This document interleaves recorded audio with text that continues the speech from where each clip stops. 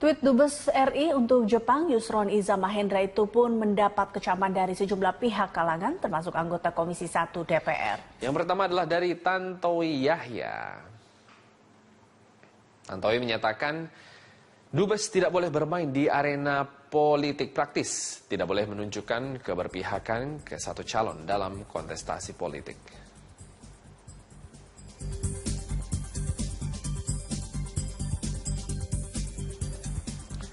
Selanjutnya dari Charles Honoris. Seorang dubes adalah perwakilan negara di negara sahabat, bahkan sebagai simbol NKRI di negara tersebut. Dubes Yusron tidak mencerminkan kebinekaan yang merupakan salah satu pilar dari bangsa ini.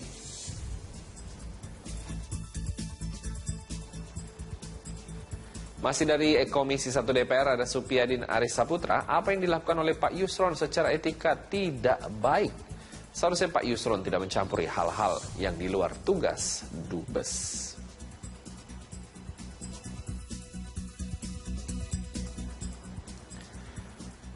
Terakhir dari Dimyati Natakusuma, saya akan ingatkan ke Pak Yusron, sudahlah tidak usah menyerang personal seperti itu. Komunikasi by phone kan bisa. Isi pesan yang dinilai rasis dalam laman sosial media milik adik calon gubernur DKI Jakarta Yusril Iza Mahendra, yaitu Yusron Iza Mahendra dinilai tidak pantas. Pasalnya dalam laman Twitter, Yusron itu menuliskan bahwa pesan terkait rasisme etnis Tionghoa di Indonesia. Saya tidak spesifik kepada apa yang disampaikan ya, tapi intinya buat saya, isu rasial itu tidak boleh. Itu tidak baik di dalam konteks demokrasi kita. Saya kira kalau kita mau bersaing, bersainglah dengan sesuatu yang sifatnya kinerja, ya, bukan dengan sesuatu yang sifatnya primordialisme. Ya, itu primordialisme saya kira kita tinggalkan. Kita mari bersaing dengan cara-cara yang ya basisnya kinerja, program dan sebagainya. Menanggapi kicauan Duta Besar Republik Indonesia untuk Jepang, Yusron Iza Mahendra di akun Twitternya yang bernada rasial terhadap Basuki Cahayapurnama, pihak Kementerian Luar Negeri sudah mengingatkan kepada para kepala perwakilan termasuk Duta Besar untuk fokus pada tugas dan tanggung jawabnya. Sementara itu Menteri Agama Lukman Hakim Saifuddin mengingatkan agar masyarakat sebaiknya menghindari pernyataan yang bersifat rasial. Juru bicara Kementerian Luar Negeri Armanata mengatakan seharusnya para kepala perwakilan Indonesia, baik dubes maupun konsulat jenderal di luar negeri, untuk fokus kepada tugasnya dan tidak mengurusi masalah lain. Pihak Kemenlu sendiri belum mengambil keputusan langkah apa yang akan diambil terkait tulisan Yusron Iza Mahendra di akun Twitternya. Ya, ini yang kembali saya bilang kan bahwa mereka harusnya fokus kepada isu-isu yang telah diberikan oleh pemerintah kepada tugasnya di posnya tersebut. Sementara itu Menteri Agama Lukman Hakim Saifuddin menanggapi santernya isu SARA jelang Pilkada Jakarta. Menurut Lukman, sebaiknya masyarakat menghindarinya karena Indonesia adalah negara dengan multi etnis, agama, dan budaya. Sebelumnya melalui akun Twitter, Yusron Iza Mahendra yang juga adik kandung dari bakal calon gubernur DKI Jakarta Yusril Iza Mahendra mengatakan jika gaya kepemimpinan Ahok terlalu arogan. Tulisan Yusron juga menyinggung etnis tertentu yang dianggap sebagai kalimat rasial.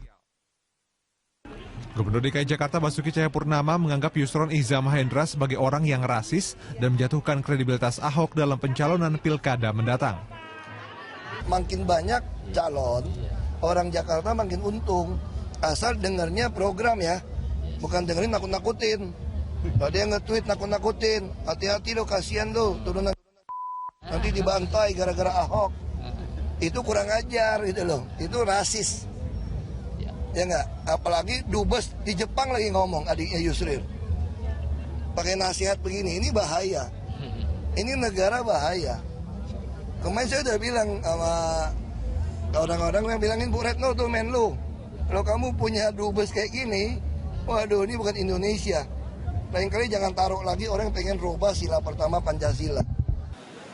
Ahok mempersilahkan siapa saja untuk mencalonkan diri dalam Pilgub mendatang, asal dengan cara dan jalan yang baik, bukan dengan menyebar kebencian dan diskriminasi. Tim Liputan, Berita 1. pusaran korupsi. Seperti kita ketahui sebelumnya dan juga gencar di pemberitaan Metro TV terkait OTT atau operasi tangkap tangan yang dilakukan KPK Kamis malam kemarin, di mana anggota DPRD DKI Jakarta Muhammad Sanusi ditangkap penyidik KPK pada Jumat kemarin dini hari, di mana akhirnya DPP Gerindra angkat bicara mengenai kabar OTT KPK terhadap kadernya M. Sanusi. Nah, Wakil Ketua Umum Gerindra Sufmi Dasko Ahmad menyatakan jika terindikasi korupsi maka tindakan tegas partai tentunya akan diambil. Kita akan lihat dulu beberapa headline pemberitaan terkait OTT anggota DPRD DKI, yang dimana KPK juga mengamankan sejumlah barang bukti begitu, dan Ketua Komisi D DPRD DKI Jakarta M. Sanusi ini tentunya ikut ditangkap dalam OTT yang dilakukan KPK hari Jumat malam kemarin. Dan kita lihat dulu juga respon dari para netizen. Iya, kita lihat respon dari para netizen. @Vanessasi, ini si MS belum jadi nyalonin diri Gubernur DKI, udah kena OTT KPK. Malu sama omongan keluar-keluar syariat Islam di Jakarta, tapi situ korupsi. Oke, terima kasih Vanessa. Lalu juga ada Rustam Ibrahim, Ahok tidak perlu kasih komentar apapun soal penangkapan anggota DPRD DKI Sanusi. Fokus kinerja dan elektabilitas akan semakin meningkat. Lalu kita akan lihat juga respon-respon lainnya dari para netizen dari @WJB. Menunggu respon dari M. Taufik kakaknya Sanusi soal penangkapan adiknya oleh KPK. Masih sok gagah apa enggak? Oh astaga, sok gagah sebutannya.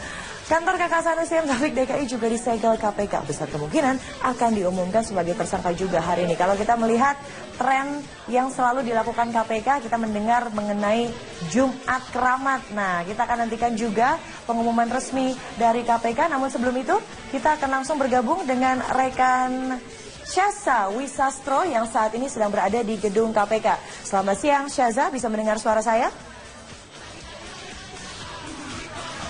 Syaza Wisastro saat ini berada di gedung KPK untuk mengklarifikasi apakah sudah ada keterangan resmi yang dikeluarkan dari KPK terkait spesifik kasus apa yang melibatkan M. Sanusi. Syaza, silakan.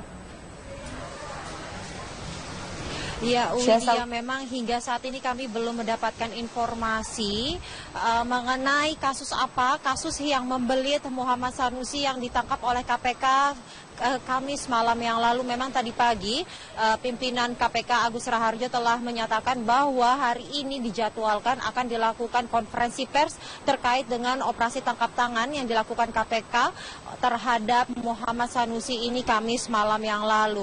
Muhammad Sanusi ini ditangkap oleh KPK sekitar pukul 8 waktu Indonesia Barat Kamis malam yang lalu, dan selain menangkap atau mengamankan Muhammad Sanusi, KPK juga menyita sebuah mobil mewah dengan merek Jaguar berwarna hitam. Selain itu juga menyita 2 tas besar lainnya.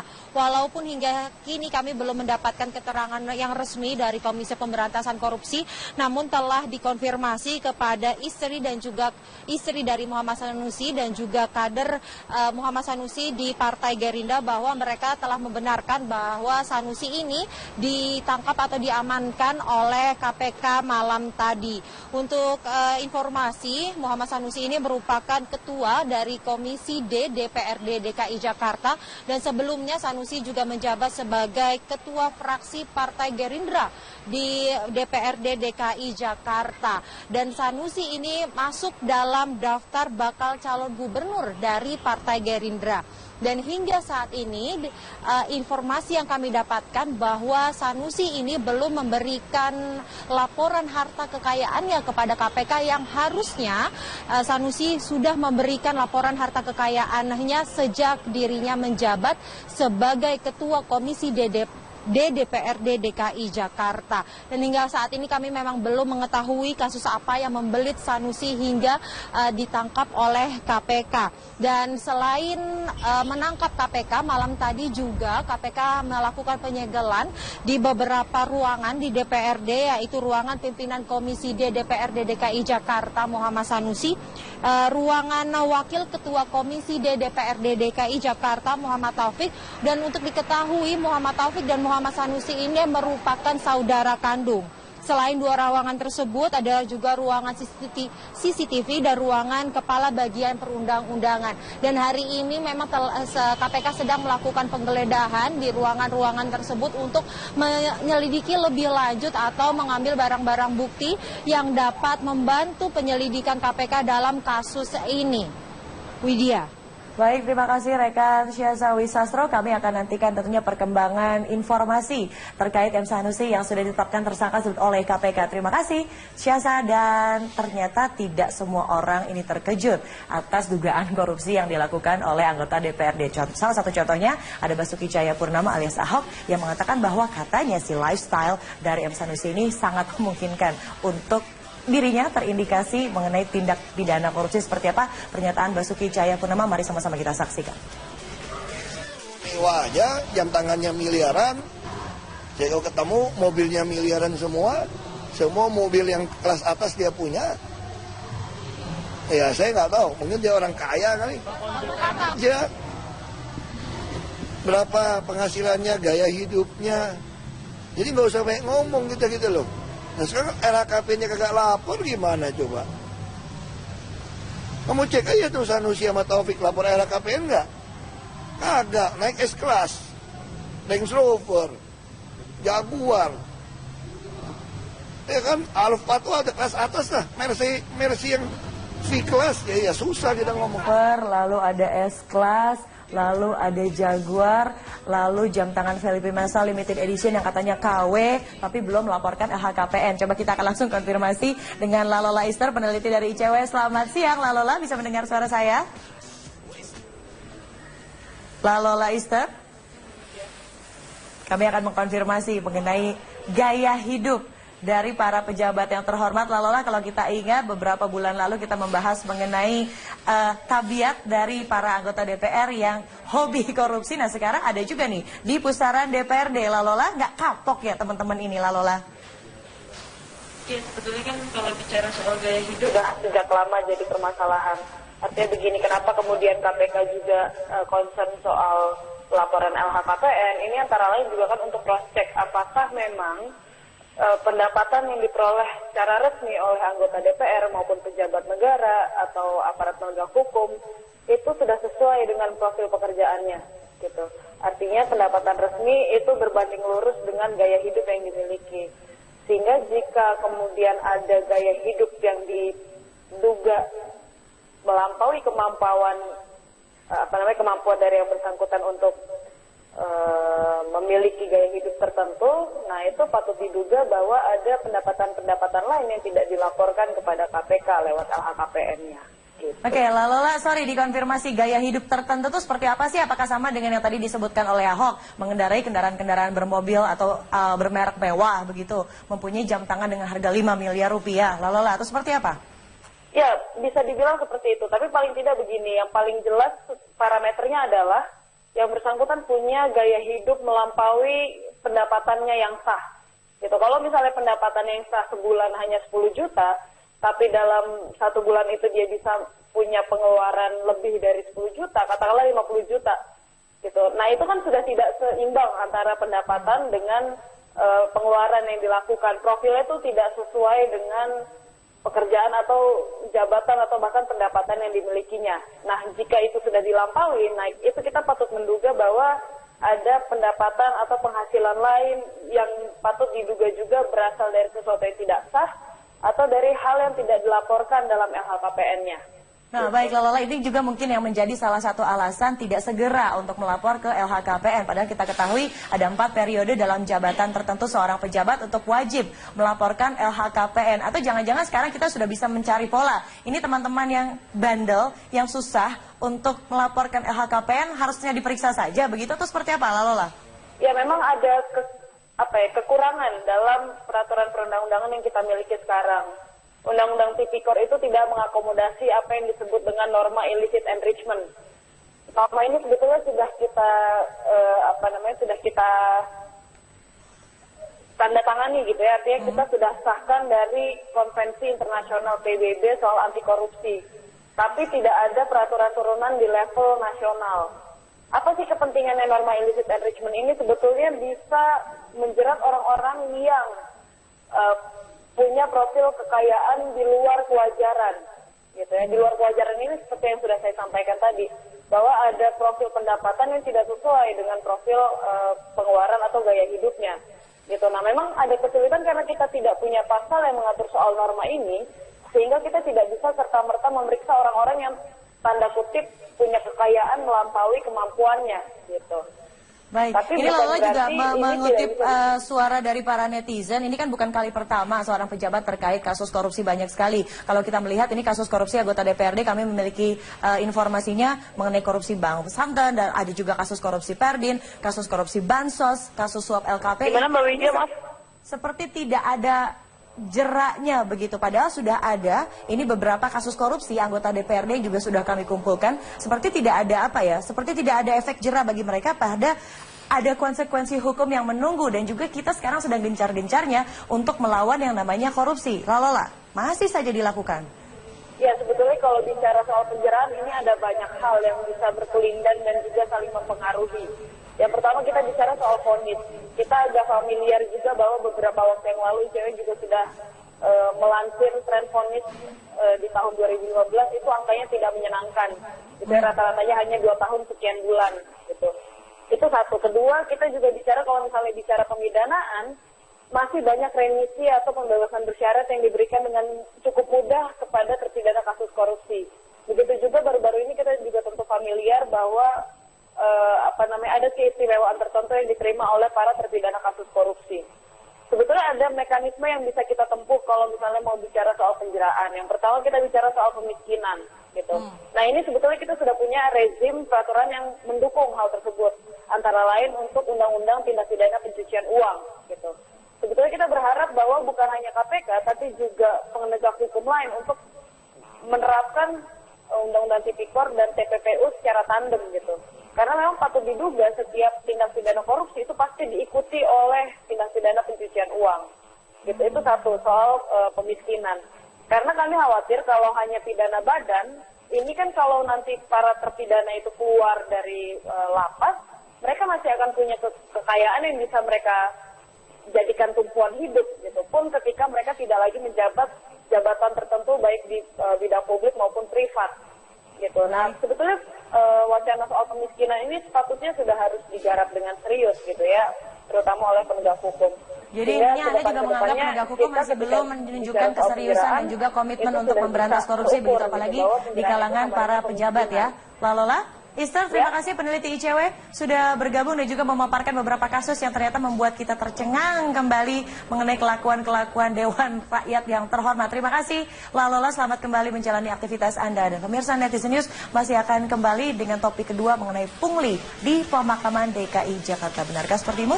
Temukan jawabannya sesaat lagi, tetap bersama kami. Mas Sanusi ini merupakan saudara kandung. Selain 2 ruangan tersebut, ada juga ruangan CCTV dan ruangan kepala bagian perundang-undangan. Dan hari ini memang KPK sedang melakukan penggeledahan di ruangan-ruangan tersebut untuk menyelidiki lebih lanjut atau mengambil barang-barang bukti yang dapat membantu penyelidikan KPK dalam kasus ini. Widya. Baik, terima kasih rekan Syaza Wisastro. Kami akan nantikan tentunya perkembangan informasi terkait M. Sanusi yang sudah ditetapkan tersangka oleh KPK. Terima kasih Syaza, dan ternyata tidak semua orang ini terkejut atas dugaan korupsi yang dilakukan oleh anggota DPRD. Salah satu contohnya ada Basuki Cahayapurnama alias Ahok yang mengatakan bahwa katanya si lifestyle dari M. Sanusi ini sangat memungkinkan untuk dirinya terindikasi mengenai tindak pidana korupsi. Seperti apa pernyataan Basuki Cahayapurnama? Mari sama-sama kita saksikan. Mewah aja, jam tangannya miliaran. Saya kalau ketemu mobilnya miliaran semua mobil yang kelas atas dia punya. Ya saya nggak tahu, mungkin dia orang kaya kali. Ya, berapa penghasilannya, gaya hidupnya. Jadi nggak usah banyak ngomong gitu loh. Nah sekarang LHKP-nya kagak lapor, gimana coba? Kamu cek aja tuh Sanusi sama Taufik lapor LHKP enggak? Kagak, naik S-Class, Range Rover, Jaguar. Ya kan, Alphard tuh ada kelas atas lah, Mercy yang V-Class, ya susah kita ngomong. Lalu ada S-Class, lalu ada Jaguar, lalu jam tangan Felipe Massa limited edition yang katanya KW, tapi belum melaporkan LHKPN. Coba kita akan langsung konfirmasi dengan Lalola Ister, peneliti dari ICW. Selamat siang Lalola, bisa mendengar suara saya? Lalola Ister? Kami akan mengkonfirmasi mengenai gaya hidup dari para pejabat yang terhormat. Lalola, kalau kita ingat beberapa bulan lalu kita membahas mengenai tabiat dari para anggota DPR yang hobi korupsi. Nah sekarang ada juga nih di pusaran DPRD. Lalola, nggak kapok ya teman-teman ini, Lalola? Ya, sebetulnya kan kalau bicara soal gaya hidup sejak lama jadi permasalahan. Artinya begini, kenapa kemudian KPK juga concern soal laporan LHKPN, ini antara lain juga kan untuk cross check apakah memang pendapatan yang diperoleh secara resmi oleh anggota DPR maupun pejabat negara atau aparat penegak hukum itu sudah sesuai dengan profil pekerjaannya, gitu. Artinya pendapatan resmi itu berbanding lurus dengan gaya hidup yang dimiliki. Sehingga jika kemudian ada gaya hidup yang diduga melampaui kemampuan dari yang bersangkutan untuk memiliki gaya hidup tertentu, nah itu patut diduga bahwa ada pendapatan-pendapatan lain yang tidak dilaporkan kepada KPK. Sok gagah apa enggak? Oh astaga, sok gagah sebutannya. Kantor KK Sanusi M. Taufik DKI juga disegel KPK. Besar kemungkinan akan diumumkan sebagai tersangka juga hari ini. Kalau kita melihat tren yang selalu dilakukan KPK, kita mendengar mengenai Jumat Keramat. Nah, kita akan nantikan juga pengumuman resmi dari KPK. Namun sebelum itu, kita akan langsung bergabung dengan rekan Syaza Wisastro yang saat ini sedang berada di gedung KPK. Selamat siang, Syaza. Bisa mendengar suara saya? Syaza Wisastro saat ini berada di gedung KPK untuk mengklarifikasi apakah sudah ada keterangan resmi yang dikeluarkan dari KPK terkait spesifik kasus apa yang melibatkan M. Sanusi. Syaza, silakan. Ya, Widya, memang hingga saat ini kami belum mendapatkan informasi mengenai kasus apa, kasus yang membelit Muhammad Sanusi yang ditangkap oleh KPK Kamis malam yang lalu. Memang tadi pagi pimpinan KPK Agus Raharjo telah menyatakan bahwa hari ini dijadwalkan akan dilakukan konferensi pers terkait dengan operasi tangkap tangan yang dilakukan KPK terhadap Muhammad Sanusi ini Kamis malam yang lalu. Muhammad Sanusi ini ditangkap oleh KPK sekitar pukul 8 waktu Indonesia Barat Kamis malam yang lalu, dan selain menangkap atau mengamankan Muhammad Sanusi, KPK juga menyita sebuah mobil mewah dengan merek Jaguar berwarna hitam. Selain itu juga menyita 2 tas besar lainnya. Walaupun hingga kini kami belum mendapatkan keterangan yang resmi dari Komisi Pemberantasan Korupsi, namun telah dikonfirmasi kepada istri dan juga istri dari Muhammad Sanusi dan juga kader Muhammad Sanusi di Partai Gerindra bahwa mereka telah membenarkan bahwa Sanusi ini ditangkap atau diamankan oleh KPK malam tadi. Untuk informasi, Muhammad Sanusi ini merupakan ketua dari Komisi D DPRD DKI Jakarta, dan sebelumnya Sanusi juga menjabat sebagai ketua fraksi Partai Gerindra di DPRD DKI Jakarta. Dan Sanusi ini masuk dalam daftar bakal calon gubernur dari Partai Gerindra. Dan hingga saat ini informasi yang kami dapatkan bahwa Sanusi ini belum memberikan laporan harta kekayaannya kepada KPK yang harusnya Sanusi sudah memberikan laporan harta kekayaannya sejak dirinya menjabat sebagai Ketua Komisi DPRD DKI Jakarta. Dan hingga saat ini kami memang belum mengetahui kasus apa yang membelit Sanusi hingga ditangkap oleh KPK. Dan selain menangkap KPK, malam tadi juga KPK melakukan penyegelan di beberapa ruangan di DPRD, yaitu ruangan pimpinan Komisi D DPRD DKI Jakarta Muhammad Sanusi, ruangan Wakil Ketua Komisi D DPRD DKI Jakarta Muhammad Taufik, dan untuk diketahui Muhammad Taufik dan Tweet Dubes RI untuk Jepang Yusron Iza Mahendra itu pun mendapat kecaman dari sejumlah pihak kalangan termasuk anggota Komisi 1 DPR. Yang pertama adalah dari Tantowi Yahya. Tantowi menyatakan Dubes tidak boleh bermain di arena politik praktis, tidak boleh menunjukkan keberpihakan ke satu calon dalam kontestasi politik.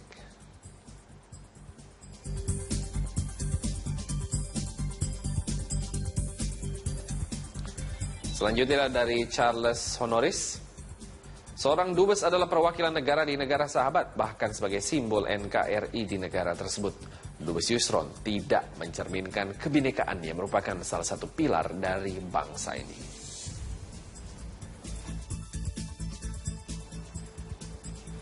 Masih dari Komisi 1 DPR ada Supyadin Aris Saputra. Apa yang dilakukan oleh Pak Yusron secara etika tidak baik. Seharusnya Pak Yusron tidak mencampuri hal-hal yang di luar tugas Dubes.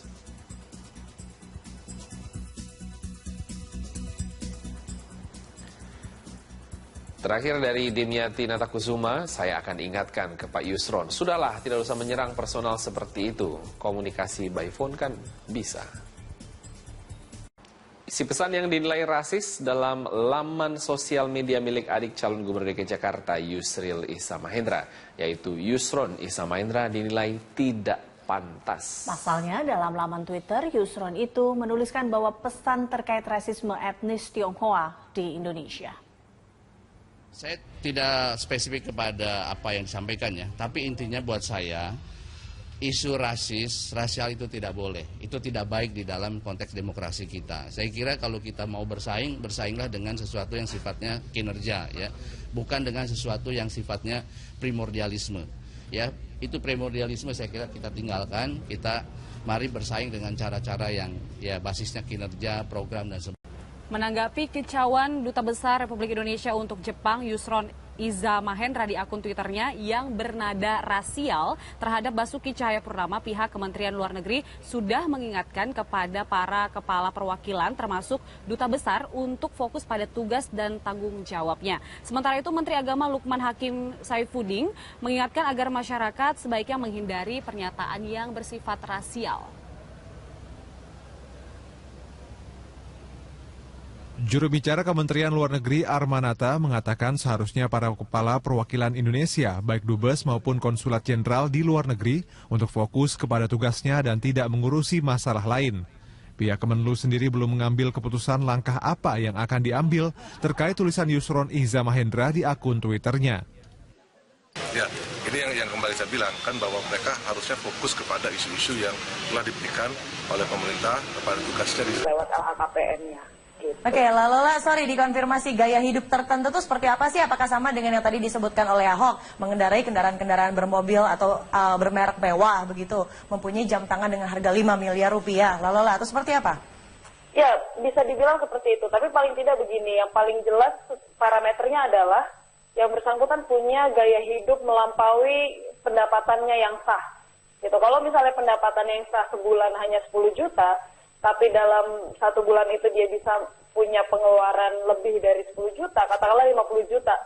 Gitu. Nah itu kan sudah tidak seimbang antara pendapatan dengan pengeluaran yang dilakukan. Profilnya itu tidak sesuai dengan pekerjaan atau jabatan atau bahkan pendapatan yang dimilikinya. Nah jika itu sudah dilampaui, nah itu kita patut menduga bahwa ada pendapatan atau penghasilan lain yang patut diduga juga berasal dari sesuatu yang tidak sah, atau dari hal yang tidak dilaporkan dalam LHKPN-nya.